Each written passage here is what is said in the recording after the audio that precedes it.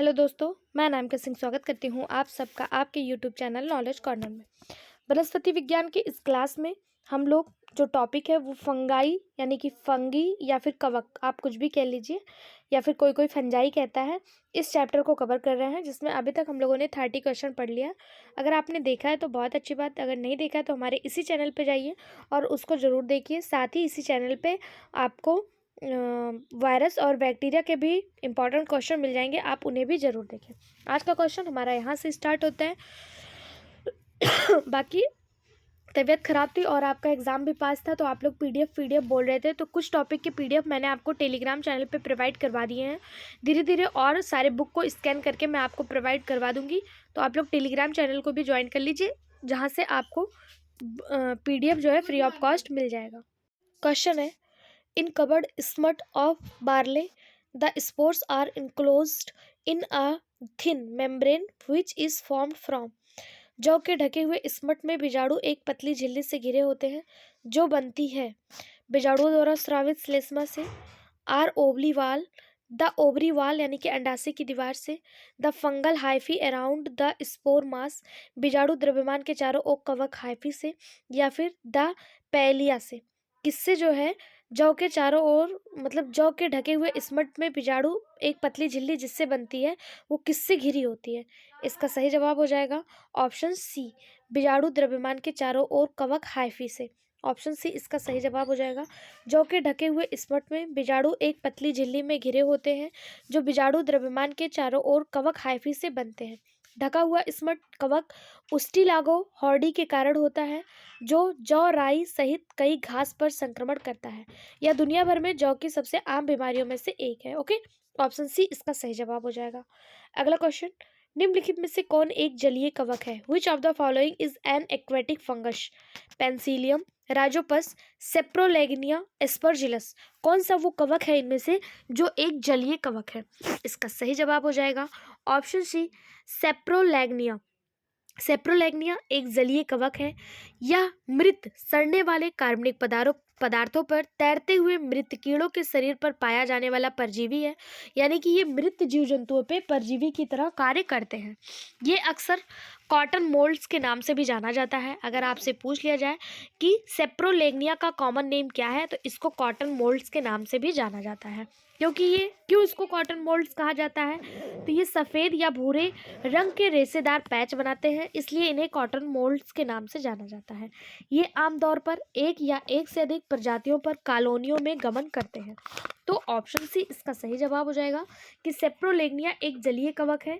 Okay, अगला question, Which one of the following pairs of organisms is the source of biofertilization? निम्नलिखित में से कौन सा जैव उर्वरक का स्रोत है? पहला स्पायरोगैरा और नॉस्टॉक, फ्रेंकिया और ओलोसिरा, ओलोसिरा और स्पायरोगैरा और फ्रेंकिया। जैव उर्वरक का स्रोत पूछा है, इसका सही जवाब हो जाएगा ऑप्शन बी, फ्रेंकिया और ओलोसिरा। फ्रेंकिया और ओलोसिरा जैव उर्वरक के स्रोत के रूप में मतलब प्रयोग किए जाते हैं। फ्रेंकिया नाइट्रोजन स्थिरीकरण, जिसे आप नाइट्रोजन फिक्सेशन कहते हैं, तंतुमय बैक्टीरिया का एक जीनस है जो एक्टिनो रहित जल पौधे के साथ सॉरी सहजीवन में रहते हैं। और ओलोशिरा भी साइनोबैक्टीरिया के जीनस का ही है। यह पौधे में ऊतक के साथ सहजीविता रूप में विकसित हो सकते हैं और टर्मिनल हेट्रोसिस्ट के माध्यम से अपने पोषक को नाइट्रोजन प्रदान करते हैं। ऑप्शन बी इसका सही जवाब हो जाएगा। अगला क्वेश्चन, अमेरशियला एक आदर्श अवस्था है। Emericella is a perfect stage of, किसका है? एस्परजिला का, अल्टरनेरिया का, फ्यूजेरियम का, या फिर स्कारोपोरा का। इसका सही जवाब हो जाएगा ऑप्शन ए, एस्परजिलस का। अमेरसियला एस्परजिलस एक आदर्श अवस्था है एस्परजिलस का, ठीक है। अमेरसियला जो है, अमेरसियला एक एस्परजिलस का एक मतलब परफेक्ट स्टेज है। अमेरसिला में फिलाडाइट्स सीधे पुटकाओं पर नहीं होते हैं बल्कि सिलिंड्रिकल कोशिकाओं की एक श्रृंखला पर होते हैं जिन्हें मेटुले कहा जाता है। कोई लैंगिक अंग नहीं बनाता है। एस्कोकार्प एक लूप हाई कॉइल से निकलता है। ये क्वेश्चन कितना ज़्यादा वेटेज अपने आप में रखता है यहाँ से आप देख सकते हैं। PCS 2001, PGT biology 2003, PCS 2007, PCS 2011 कई बार ये क्वेश्चन जो है रिपीट हुआ है कि एमेरसिला किसका एक आदर्श अवस्था है। तो ये एस्परजिलस क्या है, एक फंगस है, उसी का एक आदर्श अवस्था है। अगला क्वेश्चन, डाइप्लेनिटिज्म किसके द्वारा प्रदर्शित किया जाता है। अल्टरनेरिया, सिनकाइट्रियम, फाइटोथोरा या फिर सेप्रोलैग्निया। इसका सही जवाब हो जाएगा कि डाइप्लेटनिज्म जो है ये सेप्रोलैग्निया का के द्वारा जो है प्रदर्शित किया जाता है। दो प्रकार के जू स्पोर जिन्हें प्राथमिक और द्वितीयक उत्पादन को डाइप्लेनेटिज्म के रूप में जाना जाता है और इन जू स्पोर को डाइप्लेनेटिक कहा जाता है। इनके जो उत्पादन होता है उसको डाइप्लेनेटिज्म के नाम से जाना जाता है और जो क्रिया जो जीव करते हैं उन्हें डाइप्लेनेटिक कहा जाता है। डाइप्लेनेटिज्म सेप्रोलिग्निया की विशेषता है। सेप्रोलिग्निया एक जलीय कवक है जो अन्य जलीय जानवरों के शरीर पर संक्रमण करता है। ऑप्शन डी इसका सही जवाब हो जाएगा। अगला question, loss must of wheat is caused bye. गेहूं का लूज स्मट किसके कारण होता है। लूज मस्ट जो है ये किसके कारण होता है। सिस्टोपस कैंडिडस, पक्सिनिया ग्रेमिनीस, एस्परजिलस फ्यूगेटस या फिर उस्टिलागो ट्रिटिकाई। गेहूं का लूज स्मट जो होता है वो किसके कारण होता है। सही जवाब ऑप्शन डी उस्टिलागो ट्रिटिकाई। गेहूं का जो लूज स्मट होता है ये उस्टिलागो ट्रिटिकाई के द्वारा होता है। ऑप्शन डी इसका सही जवाब हो जाएगा। वहीं पे बात करें पक्सिनिया ग्रेमिनीस की, तो ये जो गेहूं के दाने पे काले काले धब्बे दिखाई देते हैं, जंग जैसी संरचना दिखाई देती है, वो पक्सिनिया ग्रेमिनीस के कारण होता है। और एस्परजिलस फ्यूमिगेमस के कारण गेहूं जो होता है हरा या काला साचा कहा जाता है इसको, जो है एस्परगिलस फ्यूमिगेमस को। ये जो है गेहूं में नहीं बल्कि मनुष्य के फेफड़ों में जो है संक्रमण का कारण बनता है। बाकी जो लूज स्मट होता है गेहूं में ये उस्टिलागो ट्रिटिकाई के कारण होता है। ऑप्शन डी इसका सही जवाब हो जाएगा। अगला क्वेश्चन, निम्नलिखित में से किसकी उत्पत्ति कॉकों से नहीं हुई है। यानी कि इसमें से वो कौन सा है जिसकी उत्पत्ति जो है वो फंगल वर्जिन नहीं है। आमाटॉक्सिन, कैप्सेसिन, सिफेलोस्पोरिन या फिर एफ्लाटॉक्सिन। इसका सही जवाब हो जाएगा ऑप्शन बी कैप्सेसिन। आपने कैप्सेसिन का नाम बहुत बार सुना होगा क्योंकि यह उत्तेजक पदार्थों में आता है। कैप्सेसिन मिर्च का एक सक्रिय घटक है जो जीन कैप्सिकम से संबंधित होता है। आपने देखा होगा जो मिर्च में तीखेपन का कारण होता है, जो कड़वाहट मतलब जो जलन का कारण होता है वो इसी कैप्सिसिन के कारण होता है और ये जो होता है कैप्सिकम से संबंधित है। ठीक है, ऑप्शन बी इसका सही जवाब हो जाएगा। या मानव सहित स्तनधारियों के लिए एक रासायनिक इरिटेंट भी है, मतलब ये इरिटेट करता है बहुत ज्यादा अगर मात्रा में खा लिया जाए। अगला क्वेश्चन, निम्नलिखित में से कौन सा फैकल्टेटिव परजीवी है, यानी कि फैकल्टेटिव पैरासाइट कौन सा है। Pythium, aphanidermatum, Albugo candida, Phytophthora infestans, Ustilago hordei. कौन सा फैकल्टेटिव पैरासाइट है। सही जवाब option A Pythium aphanidermatum. Option A इसका सही जवाब हो जाएगा पाइथियम एफेनिडरमेटम। एफेनिडरमेटम एक जो है वैकल्पिक परजीवी है या एक मृदा जनित पौधा रोगाणु है।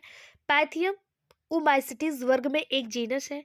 यह एक वास्तविक कवक नहीं है क्योंकि इसकी कोशिका भित्ति काइटिन के बजाय सेलुलोज की बनी होती है। आपने सुना होगा जितने भी फंगस होते हैं उनकी कोशिका भित्ति जो है वो काइटिन की बनी होती है, लेकिन पाइथियम एफेनिडरमेटम जो है इसकी कोशिका भित्ति सेलुलोज की बनी होती है। तो सेलुलोज की कोशिका भित्ति जनरली जो है आप लोगों ने देखा होगा कि जो एल्गी होते हैं, सॉरी, उनकी कोशिका भित्ति जो है सेलुलोज मैनिन इन सब की बनी होती है। अभी हम लोग एल्गी टॉपिक भी धीरे धीरे डिस्कस करेंगे। उसके अलावा जितने भी प्लांट्स होते हैं उनकी कोशिका भित्ति सेलुलोज की बनी होती है। उसी तरह जो यहाँ पे पाइथियम एफेनिडरमेटम दिया हुआ इसकी भी कोशिका भित्ति जो है वो सेलुलोज की बनी होती है। बाकी एल्विगो कैनिडिया, एक अविकल्पी परजीवी है जो उस्टिलागो हार्डेई के कारण राई में कवर्ड स्मट उत्पन्न करता है। ठीक है, ऑप्शन ए इसका सही जवाब हो जाएगा। अगला क्वेश्चन, एफ्ला एफ्लाटॉक्सिन उत्पन्न किया जाता है एक बैक्टीरिया द्वारा, वायरस द्वारा, फंगस द्वारा या निमेटोड्स के द्वारा। एफ्लाटॉक्सिन इज प्रोड्यूस्ड बाय, सही जवाब ऑप्शन सी, फंगस के द्वारा। पीजीटी बायोलॉजी में आया हुआ क्वेश्चन, एफ्लाटॉक्सिन कवक एक स्रावित विषैला पदार्थ है। एफ्लाटॉक्सिन एस्परजिलस फ्लेवस और एस्परजिलस पैरासिटिकस नामक कवक द्वारा उत्पादित सबसे शक्तिशाली कार्सिनोजेन है। यह जानवरों और इंसान के लिए बेहतर खतरनाक है। यह जानवरों और मनुष्यों में यकृत कैंसर का कारण बनता है। ऑप्शन सी इसका सही जवाब हो जाएगा।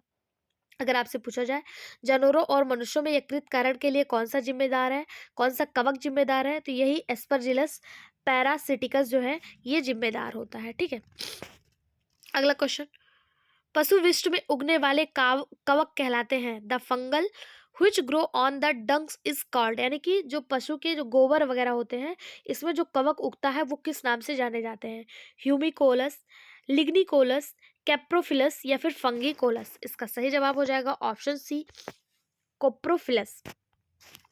पशु विष्ट पर उगने वाले कवक को प्रायः कोप्रोफिलस कहते हैं। ये ज़्यादातर मृतजीवी यानी कि सैप्रोफिटिक प्रकृति के होते हैं। कोप्रोफिलस प्रजातियों के कठोर बीजाणु अनजाने में वनस्पति से जड़ी बूटियों द्वारा भस्म हो जाते हैं और पौधे के पदार्थ के साथ उत्सर्जित होते हैं। Okay, option D, sorry option C इसका सही जवाब हो जाएगा। आप लोगों ने कहा था कि आंसर दिखा के आंसर बताया करिए, तो मैंने आपको बताया। आप लोग यहाँ पे देख पा रहे हैं किस तरह से ये जो है जानवरों के मलमूत्र से पर जो है उगते हैं। अगला क्वेश्चन, इन सभी को आपने अपने आसपास जरूर देखा होगा। अगला क्वेश्चन, क्लैंप कनेक्शन पाए जाते हैं। Clamp connection are found in algae में, फंगी में, ब्रायोफाइटा में या फिर टेरिडोफाइटा में। क्लैंप कनेक्शन किस में पाए जाते हैं, इसका सही जवाब हो जाएगा ऑप्शन बी, फंगी में, यानी कि कवक में। कवक में क्लैंप कनेक्शन पाए जाते हैं। क्लैंप कनेक्शन फंगल माइसेलियम के डाइकैरियोटाइनाइजेशन में उपयोग होता है। क्लैंप कनेक्शन एक हुक जैसी संरचना है जो कुछ कवक के हाइपल कोशिका के बढ़ने से बनती है, जो लैंगिक प्रकार के हाइपे के संलयन के माध्यम से प्राप्त किया जाता है। यहाँ पे आप डायग्राम में देख सकते हैं क्लैंप कनेक्शन, क्या क्लैंप फॉर्मेशन जो है इस तरह से होता है। ओके, अगला question, Which of the following pair is not correct matched? निम्नलिखित में से कौन सा युग्म सही मैच नहीं है। पहला दिया बाजरे का ग्रीन ईयर रोग, मतलब रोग दिया है और उसको फैलाने वाले कवक दिए हैं। जो ग्रीन ईयर डिजीज है मतलब बाजरे में, क्या वो स्केलोस्पोरा ग्रेमिनिकोला के द्वारा फैलता है, तो बिल्कुल सही बात है, ये बिल्कुल सही है कि बाजरे का ग्रीन ईयर रोग जो है वो स्केलेरोस्पोरा ग्रेमिनिकोला के द्वारा फैलता है। दूसरा दिया है पाउडरी मिल्ड्यू, ये असिता एरी साइफी के द्वारा फैलता है, ये भी बिल्कुल सही है।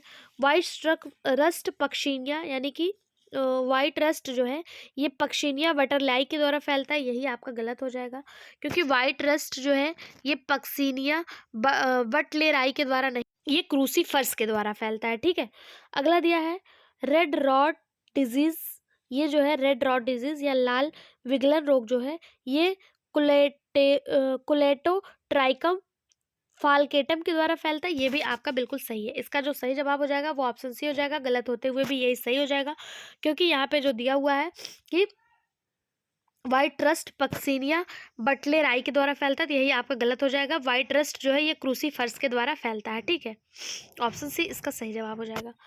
अगला क्वेश्चन, क्रूसीफेरी क्रूसो के सफेद रतुआ का कारक जीव एल्ब्यूगो कैंडिडा है, इससे संबंधित है या इससे संबंधित है, ये किससे संबंधित है, बेसिडियोमाइसिटीज, फाइकोमाइसिटीज, एस्कोमाइसिटीज या फिर फंगल इम्परफेक्टी। इसका जो सही जवाब हो जाएगा वो हो जाएगा ऑप्शन बी, फाइकोमाइसिटीज। ठीक, एल्ब्यूगो कैंडिडा फाइकोमाइसिटीज वर्ग से संबंधित है। यह जीव क्रूसीफेरा में सफेद रतुआ रोग का कारण बनता है, यानी कि जो वाइट रस्ट होता है उसके लिए ये जिम्मेदार होता है। अगला क्वेश्चन, निम्नलिखित में से कौन सा क्रूसीफेरी कुल के व्हाइट रस्ट बीमारी का कारक जीव है? अल्टरनेरिया, एल्विगो, सिंकिट्रियम या फिर फाइटोप्थोरा? कौन सा व्हाइट रस्ट के लिए जो है वो जिम्मेदार होता है? तो अभी हम लोगों ने देखा था इसके लिए जो जिम्मेदार है वो एल्विगो है। ऑप्शन बी इसका सही जवाब हो जाएगा।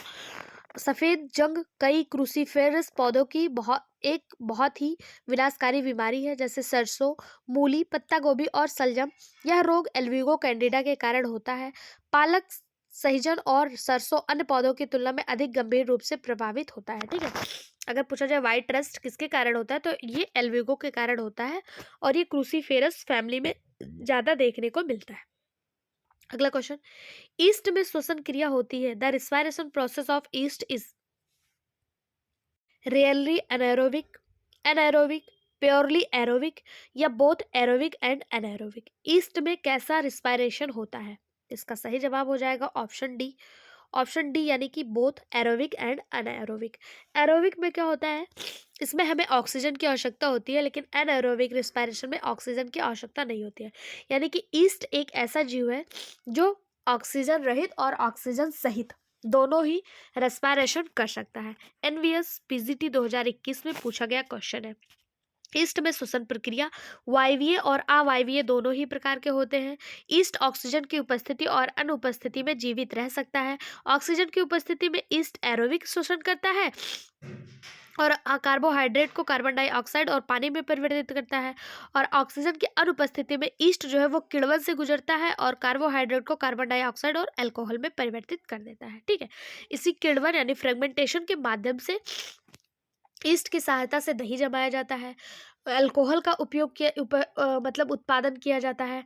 तो जब एनारोबिक रिस्पायरेशन होता है, जैसे आप लोगों ने देखा होगा कि आप लोगों जब वो बनाते हैं घरों में या फिर आपने बाहर खाया होगा डोसा वगैरह, या फिर कहें कि क्या बोलते हैं उसको, भटूरा वगैरह, तो आपने देखा होगा घरों में रात में ही आटा गूंज के रख दिया जाता है ताकि इसमें ईस्ट मतलब उसमें थोड़ा सा सोडा डाल दिया जाता है। क्यों? क्योंकि इसमें ईस्ट के माध्यम से फर्मेंटेशन हो सके और ये आटा जो है फूल के इतना हो जाता है। तो ये किसके कारण होता है? ईस्ट के अवायवीय रिस्पायरेशन के कारण देखने को मिलता है। ठीक है, ईस्ट जो है ये वायवीय और अवायवीय दोनों ही श्वसन करता है। ईस्ट होता है, सॉरी बार बार मुझसे ईस्ट निकल रहा है, ईस्ट होता है। ठीक है, अगला question, the sexual stage of Colletotrichum falcatum is known as. Colletotrichum falcatum के लैंगिक चरण को किस रूप में जाना जाता है? राइजोक्टोनिया सोलोनी, ग्लोमेरेला टुकुमानेसिस, पाइथियमम बटलरी, फाइसेरम सेफालम? इसका सही जवाब हो जाएगा ऑप्शन बी ग्लोमेरेला टुकुमानेसिस। इसका सही जवाब हो जाएगा कि क्लाइटोट्राइकम फाल्केटम के लैंगिक चरण को ग्लोमेरेला टुकुमानेसिस के रूप में जो है वो जाना जाता है। ऑप्शन बी इसका सही जवाब हो जाएगा। कवक कोलेटोट्राइकम जो है ये लैंगिक चरण ग्लोमेरा जीनस ग्लोमेरोलॉसी कुल का है। यह रोगजनक कवक के सबसे आम और विनाशकारी समूहों में से एक है जो लगभग सभी फसल और प्राकृतिक परिस्थिति तंत्र के पौधों से पैदा करता है। ठीक, ऑप्शन बी इसका सही जवाब हो जाएगा। अगला क्वेश्चन, इसमें से बताना कौन सा क्वेश्चन सही है। कौन से कवक के द्वारा जो है बीमारी लगती है? कौन सा युग्म सही सुमेलित नहीं है? ध्यान दीजिएगा, इसमें पूछा कौन सा सही सुमेलित नहीं है, यानी कि 3 बिल्कुल सही है, एक जो है वो इसमें से गलत है। पहला दिया क्रूसीफेरा का श्वेत किट यानी व्हाइट रस्ट ऑफ क्रूसीफेरा, ये एल्विगो कैंडिडा के द्वारा होता है। तो हम लोगों ने अभी बार बार देखा कि जो व्हाइट रस्ट है ये एल्विगो कैंडिडा के द्वारा होता है, तो ये बिल्कुल सही है। दूसरा दिया है विल्ट ऑफ पिगियोनपिया यानी अरहर का म्लानिन रोग जो है ये फ्यूजेरियम यूडम के द्वारा होता है, तो ये भी बिल्कुल सही है कि विल्ट ऑफ पैजियोनपी जो है ये फ्यूजेरिडियम यूडम के द्वारा होता है, ये भी बिल्कुल सही है। ब्लैक रस्ट ऑफ व्हीट यानी गेहूं का काला किट जो है ये ऑस्ट्रिलागोट्रिटिकाई के द्वारा होता है, यही आपका गलत हो जाएगा, क्योंकि ये जो ऑस्ट्रिलागोट्रिटिकाई है इसके द्वारा ब्लैक रस्ट नहीं होता है, बल्कि ब्लैक रस्ट जो होता है ये पक्सीनिया ग्रेविनिस ट्रिटिकाई के द्वारा होता है। ठीक है, अगला है late blight of potato. Late blight of potato जो है ये फाइटोप्थोरा इन्फेंटिस के द्वारा होता है, ये बिल्कुल सही जवाब है। इसका जो सही हो जाएगा ऑप्शन सी, गलत होते हुए भी यही सही हो जाएगा, क्योंकि यहाँ पे पूछा कौन सा सही सुमेलित नहीं है। तो ग्रेमिनिस ट्रिटिकाई, पक्सीनिया ग्रेमिनिस ट्रिटिकाई के द्वारा गेहूं का काला रंग देखने को मिलता है, ना कि ऑस्ट्रिलागो ट्रिटिकाई के कारण। ठीक है, अगर पूछा जाए ऑस्ट्रिलागो ट्रिटिकाई क्या करता है, तो ऑस्ट्रिलागो ट्रिटिकाई लूज स्मट उत्पन्न करता है। ठीक, अगला question, black stem rust of oat is caused by. जई के तने का काला किट उत्पन्न किया जाता है पक्सीनिया ग्रेविनिस ट्रिटिकाई के द्वारा, पक्सीनिया ग्रेविनिस एवेनी के द्वारा, पक्सीनिया ग्रेविनिस सिकल के द्वारा, पक्सीनिया रिकॉर्डिटा ट्रिटिकाई द्वारा। जई का जो पौधा होता है जिसे आप ओट के नाम से जाते हैं, उसमें काला काला जो है मतलब ब्लैक रस्ट जो होता है इसके स्टेप में किसके कारण होता है, तो इसका सही जवाब हो जाएगा, चाहे जई की बात करें गेहूं की बात करें, पक्सीनिया ग्रेविनिस एवेनी के द्वारा जो है गेहूं में पक्सीनिया ग्रेविनिस ट्रिटिकाई के द्वारा होता है, और जई में जो होता है वो पक्सीनिया ग्रेविनिस एवनेई के द्वारा जो है ब्लैक रस्ट देखने को मिलता है उसके स्टेम में, उसके तने में। ऑप्शन बी इसका सही जवाब हो जाएगा। अगला क्वेश्चन, कैपिलिटियम निम्नलिखित में से किसके फल कायकों में पाया जाता है। Capillitium is found in the fruiting bodies of the which of the following. इनमें से कौन सा वो है जिसके फ्रूटिंग बॉडी में कैपिलिटियम पाया जाता है। बेसिडोमाइसिटीज, एस्कोमाइसिटीज, मिक्सोमाइसिटीज या फिर ड्यूटेरोमाइसिटीज। इसका सही जवाब हो जाएगा ऑप्शन सी, मिक्सोमाइसिटीज। मिक्सोमाइसिटीज के जो फ्रूटी बॉडी होती है उसमें कैपिलिटियम जो है वो पाया जाता है। ऑप्शन सी इसका सही जवाब हो जाएगा। कैपिलिटियम बीजाणुओं के बीच एक फल काय के साथ बांझ यानी स्टेराइल फाइबर का द्रव्यमान है जो मिक्सोमाइटिस में पाया जाता है। मिक्सोमाइसिटीज जिसे प्लाज्मोडियल स्लाइम मोल्ड या फिर माइसेटोजोआ के रूप में भी जाना जाता है, जो कोशिका भित्ति के बिना बहुकेंद्रीय कवक जैसे जीव है जो एक या अधिक बीजाणु उत्पन्न करते हैं। वर्तमान वर्गीकरण के आधार पर माइसेटोजोआ के प्रोटिस्टा समूह के सदस्य। ठीक है, ऑप्शन सी इसका सही जवाब हो जाएगा। यहाँ पे डायग्राम दिखाया गया है। जुकाम मतलब छोड़ ही नहीं रहा। अगला क्वेश्चन है, एस्कोमाइकोटीना के सदस्य समानता कहे जाते हैं। Member of Ascomycotina are commonly known as, क्या कहे जाते हैं। Puff balls, water moulds, sac fungi या फिर पिन मॉल्स। इसका सही जवाब हो जाएगा option C, sac fungi. Ascomycotina के जो सदस्य हैं वो सैक फंजाई के रूप में जाने जाते हैं। ये कवक का एक डिवीजन है जिसे डाइकैरिया के बेलिसिडोमाइकोटोना के साथ मिलकर मतलब बनता है। इसके सदस्यों को सामान्यतः सैक कवक या फिर एस्कोमाइसिटीज के नाम से जाना जाता है। ऑप्शन सी इसका सही जवाब हो जाएगा। अगला क्वेश्चन, पक्सीनिया ग्रेविनिस ट्रिटिकाई के निम्नलिखित बीजाणुओं में से कौन से बीजाणु को अंकुरण के लिए किसी जीवित परपोषी पर की आवश्यकता नहीं होती। बेसिडियोस्पोरा, यूरिडोस्पोरा, टेलियोटोस्पोरा या फिर एसिडियोस्पोरा। इसका सही जवाब हो जाएगा ऑप्शन ए, बेसिडियोस्पोरा। बेसिडियोस्पोरा को इसके अंकुरण के लिए किसी जीवित होस्ट की आवश्यकता नहीं होती है। बेसिडियोस्पोरा मिट्टी पर अंकुरित होता है। बेसिडियोस्पोर एक कोशिकीय पतली दीवार वाले और बहुत छोटे होते हैं। ये प्रस्फुटन तंत्र द्वारा बेसिडियम के निर्वहन के बाद वायु प्रवाह द्वारा प्रसारित होते हैं। बेसिडियोस्पोरा कुछ दिनों तक जीवित रह सकते हैं। ये केवल वैकल्पिक पोषक बरबेरी की पत्तियों को संक्रामित करते हैं, अन्यथा ये मृत ही होते हैं। ठीक है, ऑप्शन ए इसका सही जवाब हो जाएगा। निम्नलिखित में से कौन सा कवक संबल राकी है। एल्विगो, सेप्रोलिग्निया, एगैरिकस या फिर अस्ट्रीलेगो। इसका सही जवाब हो जाएगा ऑप्शन सी, एगैरिकस। कौन सा जो है वो कॉप्रोफिलस है, तो कॉप्रोफिलस जो है वो एगैरिकस है। ठीक है, एगैरिकस एक सहजीवी कवक है। यह संबल रागी या फिर आप इसे कॉप्रोफिलस कह सकते हैं। एगेरिकस है क्या? तो ये मशरूम की एक प्रजाति है जो दुनिया भर में 300 अधिक सदस्यों के साथ खाद्य और जहरीली यानी दोनों प्रकार के जो मशरूम हैं वो पाए जाते हैं। इस जीनस में मशरूम और फील्ड मशरूम शामिल है। यह सड़ी गली चीजें जैसे गोबर, लकड़ी आदि पर उगते हैं।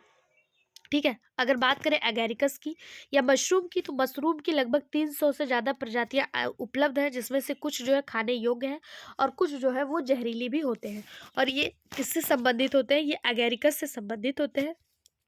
और ये संबल रागी या फिर जिसे आप कॉर्पोफिलस कहते हैं, वो कवक होते हैं। ठीक है, मशरूम भी एक क्या है? कवक ही है।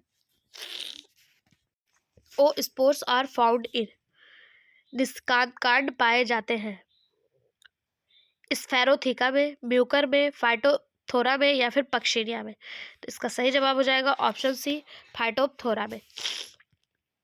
ओ स्पोर्स जो है वो फाइटोप्थोरा में पाए जाते हैं। ऑप्शन सी इसका सही जवाब हो जाएगा। कुछ ओबाइसिटीज के ओ स्पोर्स विशेष रूप से पाइथियम और फाइटोप्थोरा मिट्टी में इसकी दृढ़ता के कारण माइकोपैरासाइट की विविधता के लिए एक विशेष आधार है। फाइटोप्थोरा में ओ स्पोर्स पाए जाते हैं। यह एक सूक्ष्म जीव है जो आलू और टमाटर की गंभीर बीमारी का कारण बनता है, जिसे आलू तुषार के रूप में भी जाना जाता है। ऑप्शन सी इसका सही जवाब हो जाएगा। यहाँ पे डायग्राम के माध्यम से आपको दिखाने का प्रयास किया गया है फाइटोप्थोरा का जीवन चक्र। अगला question, corn stunt disease is caused by, मक्के का बौना रोग होता है स्पाइरोप्लाज्मा द्वारा, माइकोप्लाज्मा द्वारा, कवक द्वारा या विषाणु द्वारा। इसका सही जवाब हो जाएगा ऑप्शन ए, स्पाइरोप्लाज्मा के द्वारा। मक्के का जो बौना रोग है वो स्पाइरोप्लाज्मा के कारण होता है। मकई स्टंट रोग मकई और अन्य घासों का जीवाणु रोग है। इसके लक्षणों में रुका हुआ विकास और पत्तियों का लाल हो जाना शामिल है। यह जीवाणु स्पाइरोप्लाज्मा कुनकेली के कारण होता है। मक्के का जो बौना रोग है ये कवक से नहीं बल्कि जीवाणु यानी बैक्टीरिया से संबंधित है, और उस बैक्टीरिया का क्या नाम है? स्पाइरोप्लाज्मा कुनकेली। ठीक है, एस कुनकेली या स्पाइरोप्लाज्मा कुनकेली एक स्पाइरोप्लाज्मा जिसे अक्सर कॉर्न स्टंट स्पाइरोप्लाज्मा के रूप में जाना जाता है उससे संबंधित है। स्पाइरोप्लाज्मा लीफ हॉपर में जीवित रह सकता है। लीफ हॉपर आप लोग जानते हैं जिस में जो है ये जीवित रहता है। ठीक है, लीफ हॉपर आप लोग जाइएगा गूगल पे सर्च करिएगा लीफ हॉपर, तो उसमें एक आपको डायग्राम एनिमल का बनकर आएगा, उसी पे ये स्पाइरोप्लाज्मा जो है वो जीवित रहता है और ये मकई में स्टंट रोग जो है उत्पन्न करता है, और ये एक जीवाणु है, ये कवक नहीं है। ठीक है, अगला question, the fungus commonly known as bread mould is, सामान्यतः ब्रेड मोल्ड नाम से जानी जाने वाली कवक कौन सा है? ब्रेड मोल्ड जानते हैं, जो आप लोग घर में ब्रेड वगैरह खाते हैं उस पे जो ऐसे वाइट वाइट वाइट वाइट संरचना काई या ब्लैक रंग की हो जाती है, उसी को ब्रेड मोल्ड कहा जाता है। तो वो किस कवक के कारण होता है? अल्टरनेरिया, राइजोपस, पेंसिलियम या एस्परजिलस। इसका सही जवाब हो जाएगा option B, Rhizopus. Rhizopus stolonifer सामान्यतः ब्लैक ब्रेड मोल्ड के रूप में जाना जाता है, जो ब्रेड, जेली, सिरप, चमड़े जैसे विभिन्न प्रकार के कार्बनिक उत्पादन का मृतजीवी यानी सेप्रोफिटिक के रूप में विकसित होता है, या जाइगोमाइटोगा का एक सदस्य है, जाइगोमाइकोटा का एक सदस्य है, और जीनस राइजोपस में सबसे महत्वपूर्ण प्रजाति मानी जाती है। यह दुनिया भर में सम्मानित कवक के रूप में जाना जाता है, या उष्णकटिबंधीय और उपोष्णकटिबंधीय क्षेत्रों में पाया जाता है। ऑप्शन बी इसका सही जवाब हो जाएगा। अगला question, powdery mildews are include in, powdery mildews शामिल किए जाते हैं एस्कोबाइसिटीज, बेसिडियोबाइसिटीज, ड्यूटेरोबाइसिटीज या फिर जाइगोबाइसिटीज। जो पाउडरी मिल्ड्यूल्स है ये एस्कोमाइसिटीज में जो है वो शामिल किए जाते हैं। ऑप्शन ए इसका सही जवाब हो जाएगा। पाउडरी मिल्ड्यूल्स एस्कोमाइसिटीज में शामिल है। पाउडरी मिल्ड्यूल्स एक कवक रोग है जो पौधों की एक विकृत श्रृंखला को प्रभावित करता है। ठीक, ऑप्शन ए इसका सही जवाब हो जाएगा। अगला question, which one of the following statement is correct, इनमें से कौन सा एक स्टेटमेंट है जो करेक्ट है? राइजोपस एसियोस्पोर उत्पन्न करता है। आर्द्र विल्मन यानी कि damping off a viral disease. एलोमाइसिटीज एक परजीवी कवक है। फ्यूजीरेजियम स्पोरोकोडियम उत्पन्न करता है। इनमें से 3 गलत है, एक सही है, वो कौन सा है? तो इसका सही जवाब हो जाएगा ऑप्शन डी। ऑप्शन डी यानी कि फ्यूजीरियम स्पोरोडोकियम जो है वो उत्पन्न करता है। फ्यूजीरियम प्रोड्यूस अ स्पोरोडोकियम। ऑप्शन डी इसका सही जवाब हो जाएगा। फ्यूजीरियम केवल कोनिडियम निर्माण द्वारा अलैंगिक रूप से प्रजनन करता है। कोनिडियम दो प्रकार के होते हैं, एक माइक्रोकोनिडियम, एक मैक्रोकोनिडियम। स्पोरोडोकियम मैक्रोकोनिडियम द्वारा जमीनी स्तर पर होस्ट की सतह पर बनता है। ये लंबे घुमावदार और 3-4 स्टेप्स होते हैं। कोनिडिया अंकुरित होकर एक नया माइसेलियम बनाता है। ऑप्शन डी इसका सही जवाब हो जाएगा। अगला question, calcium is not known to be essential for. Calcium की आवश्यकता नहीं दर्शाई गई एल्गी के लिए, फंगी के लिए, टेरिडोफाइट्स के लिए या जिम्नोस्पर्म के लिए। किसके लिए जो है कैल्शियम की आवश्यकता नहीं होती है? तो इसका सही जवाब हो जाएगा ऑप्शन बी, कवक, यानी कि फंगी के लिए जो है कैल्शियम की आवश्यकता नहीं दिखाई गई है। क्योंकि कवक के मध्य लैमेला अनुपस्थित होता है, इसलिए इन्हें कैल्शियम की आवश्यकता नहीं होती है। ऑप्शन बी इसका सही जवाब हो जाएगा। अगला क्वेश्चन, निम्नलिखित में से कौन सा फफूंद मति भ्रम पैदा करने वाला है? अवेनिटा, मस्केरिया, कॉन्थेरेलस सेवेरियस, बोलेटस यूडिलियस या फिर वालवेरियल्ला वालवासिया। इसका सही जवाब ऑप्शन ए हो जाएगा, अमेनिटा मस्केरिया जो है ये एक प्रकार का फफूंद है और ये मति भ्रम पैदा करता है। ठीक है, एक जहरीला कवक है या मति भ्रम का कारक बनता है, या फंगस साइलोसाइविन और साइलोसिन जैसे मति भ्रम पैदा करता है। ठीक, ये फंगस है आपके सामने, देख लीजिए। अगला question, a fungus associated with the discovery of gibberellin. एक कवक जो जिब्रेलिन की खोज से संबंधित है। फ्यूजीरियम ऑक्सीस्पोरम, फ्यूजीरियम सोलेनाई, फ्यूजीरियम लॉन्गिप्स, फ्यूजीरियम मोनीलिम्फोरेमे। इसका सही जवाब ऑप्शन डी, फ्यूजीरियम मोनीलिम्फोरेमे। ऑप्शन डी इसका सही जवाब हो जाएगा कि फ्यूजीरियम मोनीलिम्फोरेमे जिब्रेलिन की खोज से संबंधित है। इस फंगस को जिब्रेलिन फोजिकुरोई के नाम से भी जाना जाता है। ऑप्शन डी इसका सही जवाब हो जाएगा। इसका उपयोग किसी भी फसल के विकास में तेजी लाने के लिए किया जाता है। जिब्रेलिन की खोज सबसे पहले 1935 में तेरिजो यावुता और सुमुकी के द्वारा किया गया था। अगर आपसे क्वेश्चन पूछ ले कि जिब्रेलिन की खोज किसने की, तो तेरिजो यावुता और सुमुकी के द्वारा 1935 में इसकी खोज जो है की गई थी। ऑप्शन डी इसका सही जवाब हो जाएगा। अगला क्वेश्चन, निम्नलिखित फफूंदों में से कौन सा एक फफूंद धान का बकाने व्याधि यानी कि बकाने डिजीज का कारक है? पहला फ्यूजीरियम मोनिलीफॉर्मी, यही आपका सही जवाब हो जाएगा। ऑप्शन ए फ्यूजीरियम मोलिनीफॉर्मी जो है ये धान के बकाने डिजीज के लिए जिम्मेदार होता है। ऑप्शन ए इसका सही जवाब हो जाएगा। अगला क्वेश्चन, अनुवांशिकी समझने में सर्वाधिक योगदान करने वाला कवक है? The fungus which of contributed most of the understand genetics. सेप्रोलैंगिया, न्यूरोस्पोरा, कैल्वीसेप्स या फिर यूरोसियम। सही जवाब ऑप्शन बी, न्यूरोस्पोरा। अनुवांशिकी समझने में सबसे ज्यादा जिस फंगस ने योगदान दिया है उसका नाम न्यूरोस्पोरा है।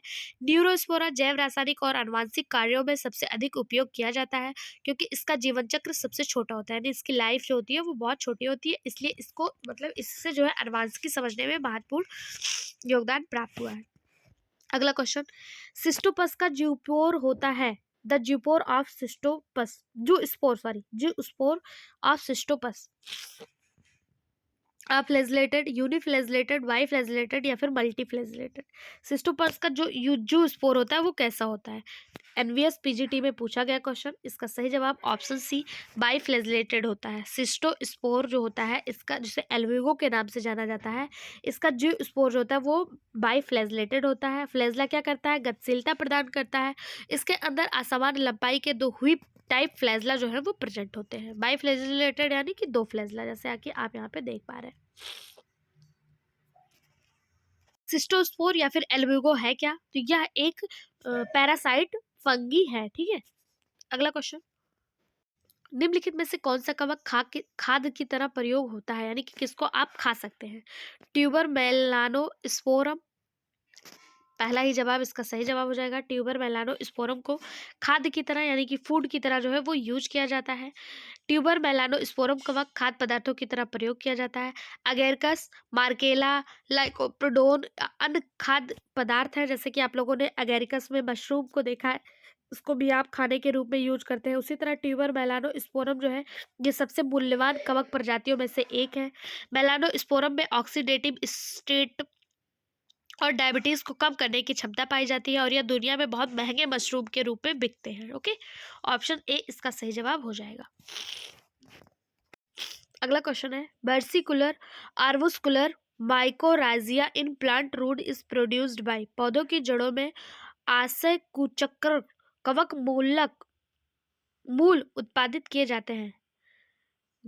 ग्लोम्स के द्वारा, ट्यूबर के द्वारा, बोलिटस के द्वारा, या फिर ए, ए, एलाइमोमाइसिस के द्वारा।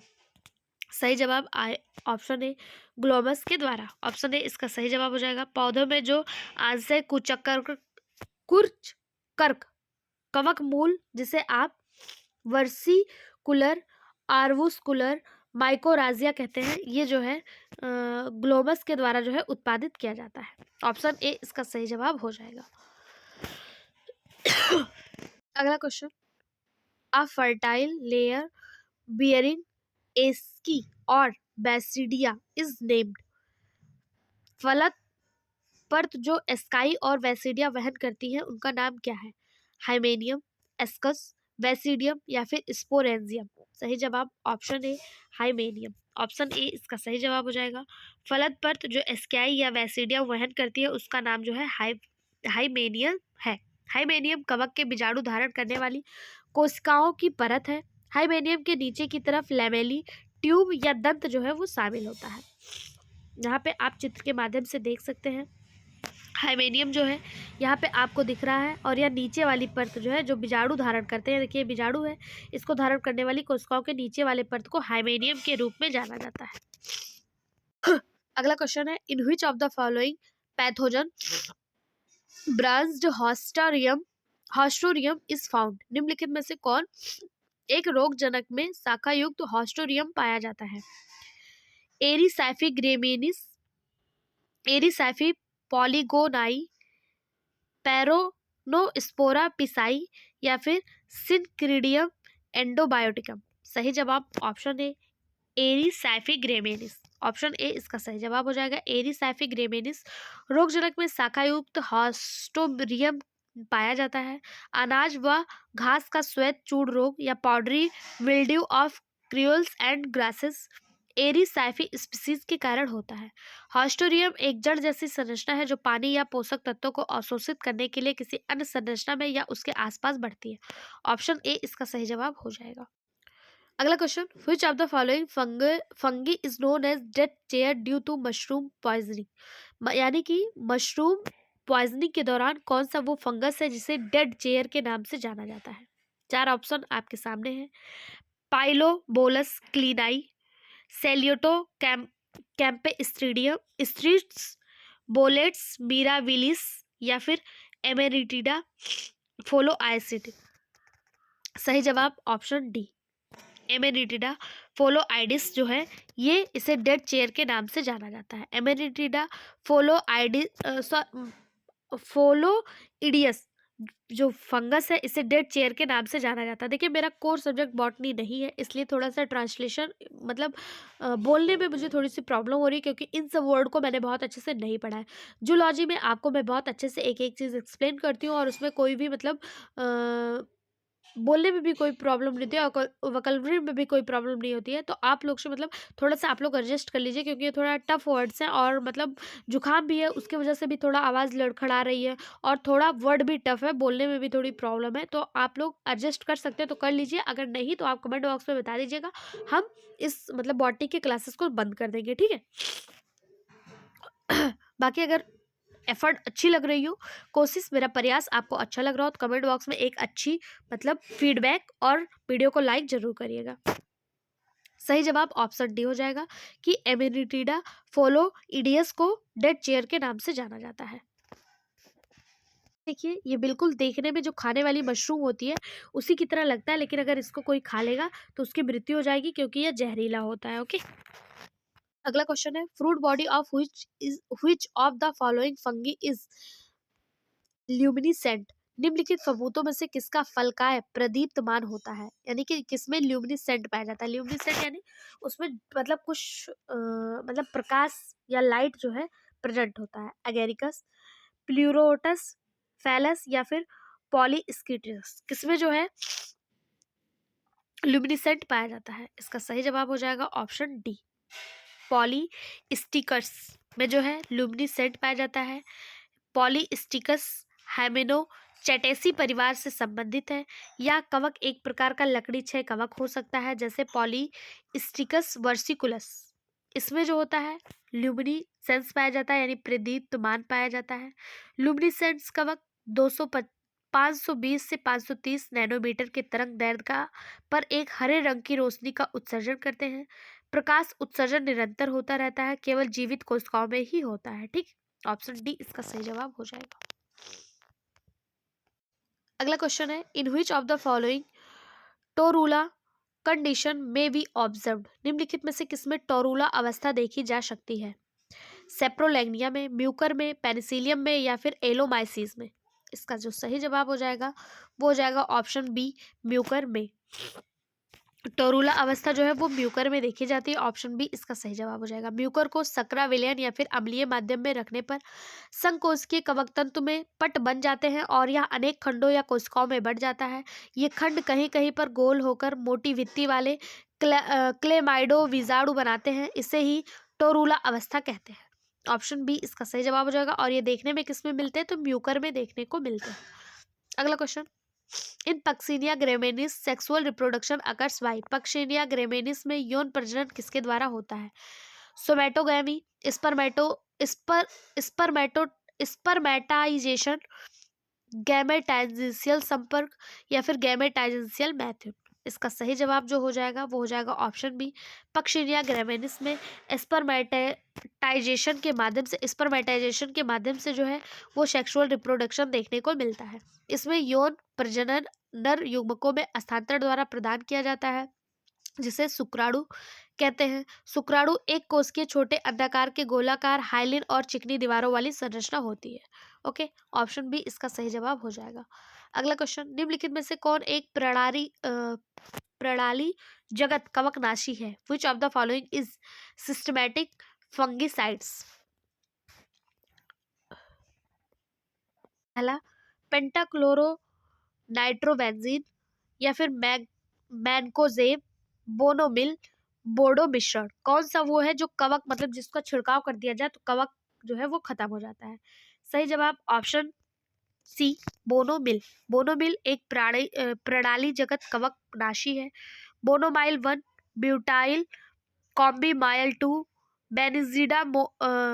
बेंजीमीडाजोल, कार्बामेट व्यापक स्पेक्ट्रम कवकनाशी है जो राइजोक्टोनिया, फ्यूजेरियम और वार्सिलियम के संक्रमण के खिलाफ अत्यधिक प्रभावी होता है।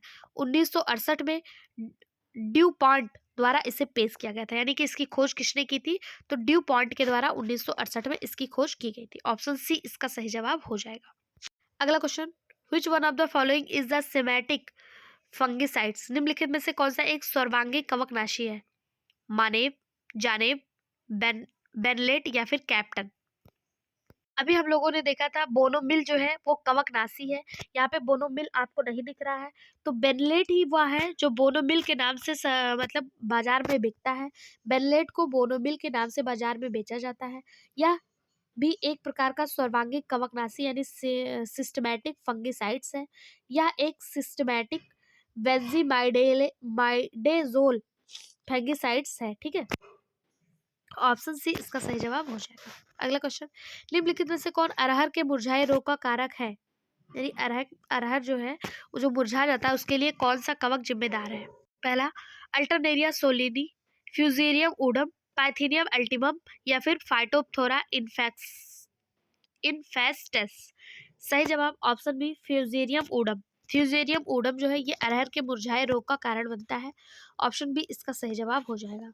निम्नलिखित में से कौन सा जीवाश्म कवक है? Which of the following fossil is a fungus? Calamites, रिहिट स्माइटस, टिलेटिया या फिर जाइलेरिया? सही जवाब ऑप्शन डी, जाइलेरिया।